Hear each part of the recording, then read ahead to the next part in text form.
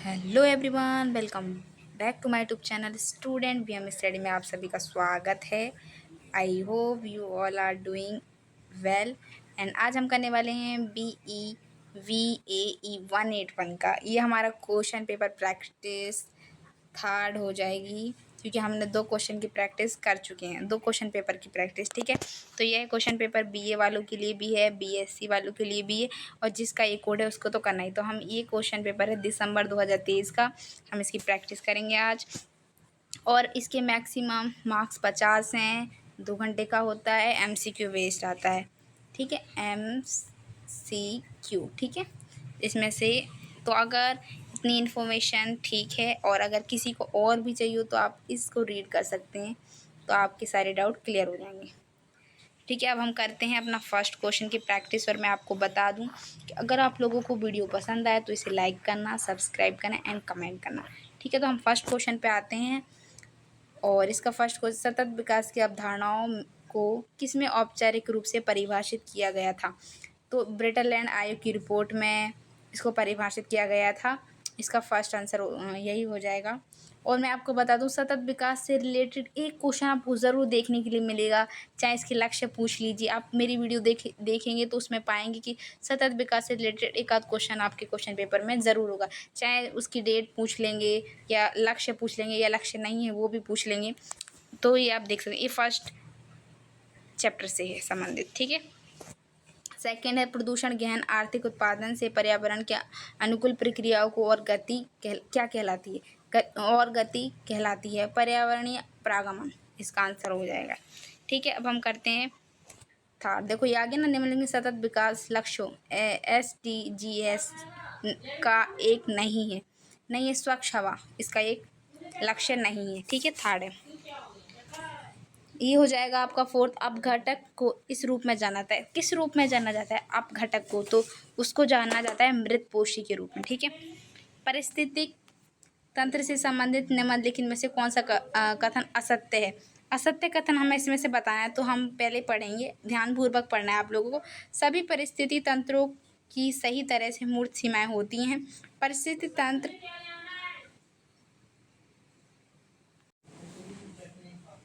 तो हमारा हो जाएगा, तंत्र आकार जटिलताओं से भारी विरोध का प्रतिनिधित्व करता है। परिस्थिति तंत्र का अध्ययन की एक इकाई है। परिस्थिति तंत्र शब्दों को टैनस द्वारा किया गया था। तो इसका आंसर हो जाए हमारा होगा फर्स्ट, परिस्थिति तंत्र को सही तरह से मूर्त सीमाएं होती हैं। इसका आंसर आपका हो जाएगा क्लियर। ठीक है, तो हम करेंगे सिक्स्थ। तो ये इंपॉर्टेंट है, ईजी है। जीव मंडल के जल घटक के रूप में जाना जाता है, तो जल मंडल को जाना जाता है। ठीक है, अब हम करेंगे सेवंथ।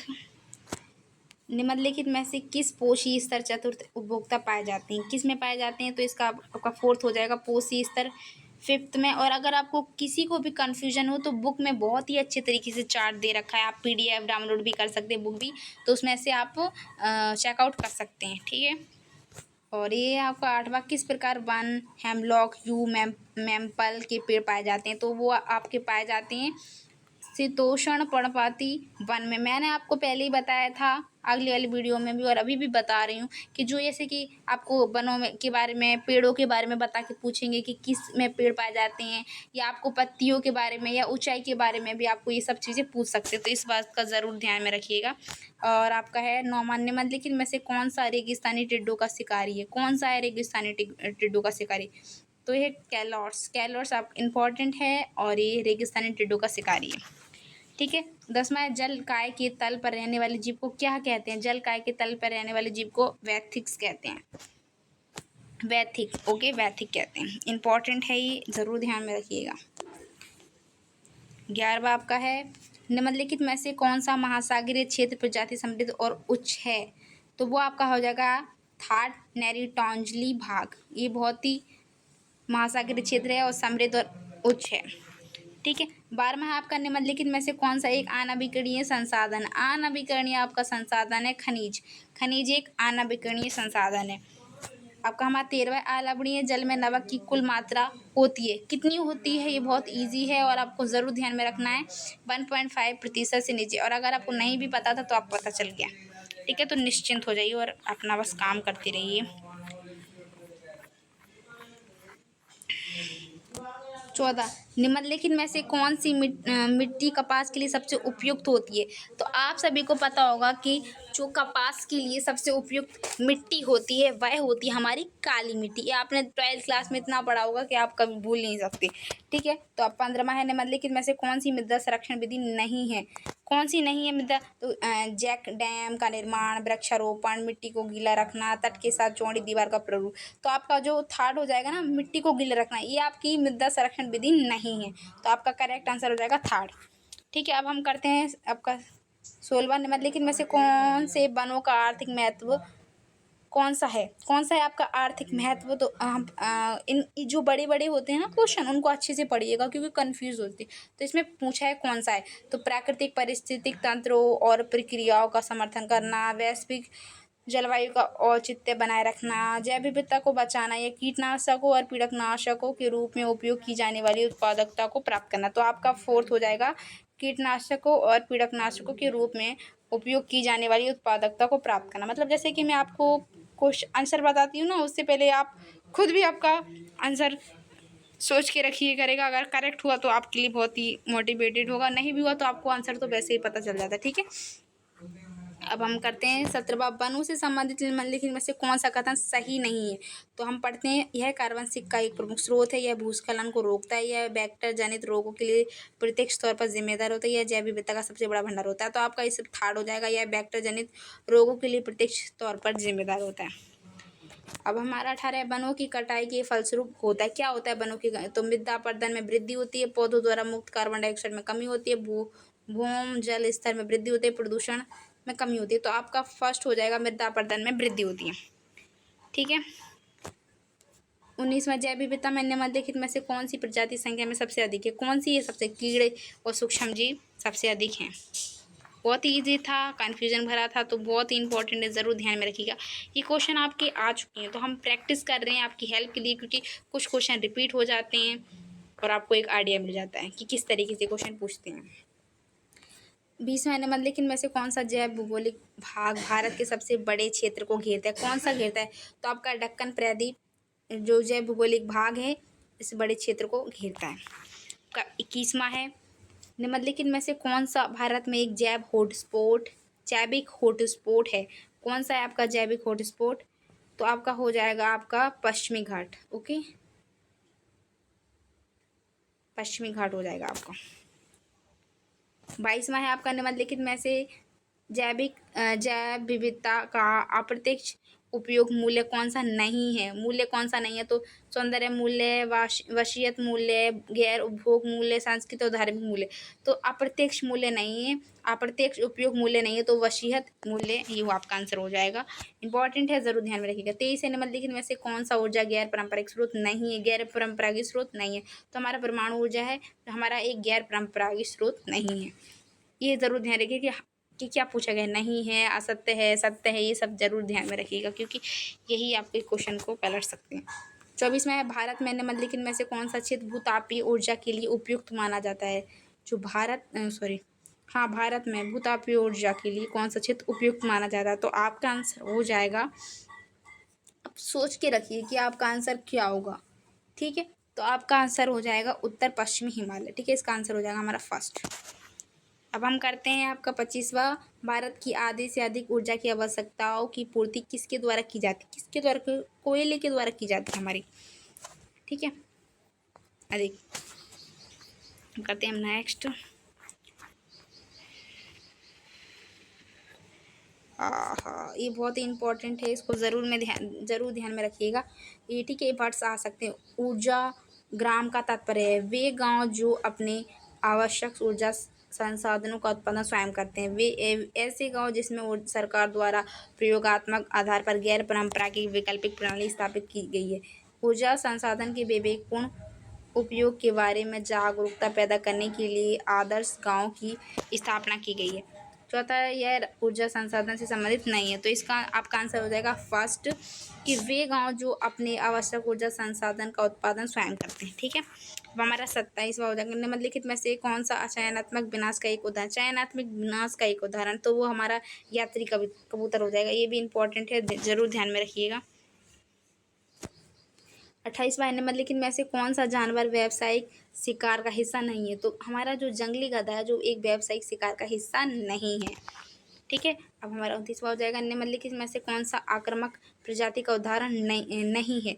तो आक्रामक जो हमारी मीठी मटर है वो एक आक्रामक प्रजाति का उदाहरण नहीं है। ठीक है, अब हमारा 30वां हो जाएगा, निम्नलिखित में से कौन सा स्वयं स्थान संरक्षण का एक उदाहरण है? तो हमारा जो राष्ट्रीय उद्यान है एक हमारा इस स्वयं स्थान संरक्षण का एक उदाहरण है। ठीक है, अब हमारा 31वां हो जाएगा, निम्नलिखित में से कौन सा एक गैर बिंदु स्रोत प्रदूषण है? तो चिमनी के माध्यम से अपशिष्टों का निर्वहन, उद्योगों से पाइप के माध्यम से निर्वहन, कृषि क्षेत्र से अफवाह, एक संयुक्त क्षेत्र में विषाक्त पदार्थों को फेंकना। तो आपका इसका आंसर हो जाएगा कृषि क्षेत्रों से अफवाह। ठीक है, 32वां निम्नलिखित में से कौन सा प्राथमिक प्रदूषण नहीं है? प्राथमिक जो हमारा है, जो हमारा प्राथमिक प्रदूषण नहीं है, तो हम इसको अच्छे से पढ़ेंगे। Carbon monoxide, carbon dioxide, sulphur dioxide, sulphuric अम्ल। ठीक है, तो हमारा जो 32वां है उसका आंसर हमारा हो जाएगा सल्फ्यूरिक अम्ल। ठीक है, सल्फ्यूरिक अम्ल हमारा इसका आंसर हो जाएगा। अब हम करते हैं नेक्स्ट। आई होप आप लोगों को समझ आ रहा हो, और अगर कोई भी डाउट हो तो ज़रूर पूछिएगा। ठीक है, करते हैं 33वां, भारत में RSMP का नाम मानक स्रोत है। ये तो मैंने आपको ज़रूर ही करवाया था जब आप मेरी वीडियो देखेंगे क्वेश्चन प्रैक्टिस की। तो इसका हो जाएगा हमारा सेकंड 60 माइक्रोग्राम प्रति घन मीटर। ओके, ये है चौथा, निम्नलिखित में कौन सा परीक्षण द्वारा कोलीफॉर्म का पता लगाया जाए? कोलीफॉर्म का पता लगाया जाए तो MPN टेस्ट के द्वारा। तो इसमें से भी आपका एक क्वेश्चन ज़रूर आ सकता है, आ भी नहीं सकता तो आ सकता है, चांसेस हैं, बट आप प्रैक्टिस करके रख दीजिए कि आपका कभी इसका पूछ लेंगे बोर्ड का, कभी TDS का पूछ लेंगे, कभी कोर्ट का पूछ लेंगे, तो आपको ज़रूर याद करके रखना है। ठीक है, कि क्वेश्चन को ज़रूर पढ़ना है कि क्या पूछा गया, इन चीज़ों को ज़रूर ध्यान में रखना है। 35 है, निम्नलिखित में से कौन सा अपशिष्ट न्यूनीकरण का तरीका नहीं है? न्यूनीकरण का तरीका नहीं, अपशिष्ट है जो न्यूनीकरण का तरीका नहीं है, बिल्कुल भी नहीं है। तो हमारा 35वें का आंसर हो जाएगा अपशिष्ट सदरता, फर्स्ट, इसका फोर्थ हो जाएगा हमारा। अब हम कहते हैं 35वां, निम्नलिखित में से कौन सा अपशिष्ट जैविक उपचार का जैविक उपचार विधि है? तो ये हमारा पाचन हो जाएगा। ठीक है, इंपॉर्टेंट है, कन्फ्यूजिंग भरा है, तो आप ज़रूर याद रखिएगा। आप 37वां, नाभिकीय अपशिष्ट के निपटान का सबसे अच्छा तरीका क्या है? तो हमारे जो नाभिकीय निपटान है उसके नाभिकीय निपटान, इन क्वेश्चन को ज़रूर ध्यान में रखिएगा कि पूछा क्या गया है आपसे। ठीक है, तो इसका आंसर हो जाएगा हमारा भूमिगत निपटान। हम करते हैं नेक्स्ट।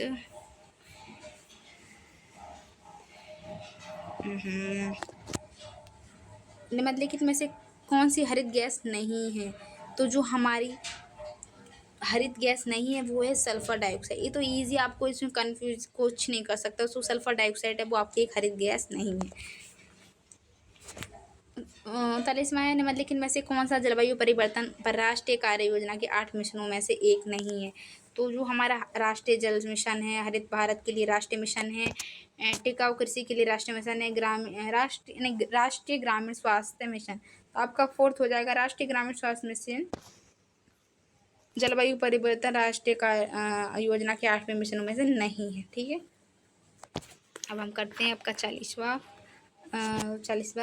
वायुमंडल में ओजोन परत सामान्य पाई जाती है, तो ये हमारी पाई जाती है समताप मंडल की ऊपरी परत पर। ठीक है, तो ये है 41वां, राष्ट्रीय हरित अधिकरण की प्रमुख बेंच यहाँ स्थित है। कहाँ स्थित है? न्यू दिल्ली में, अपने शहर।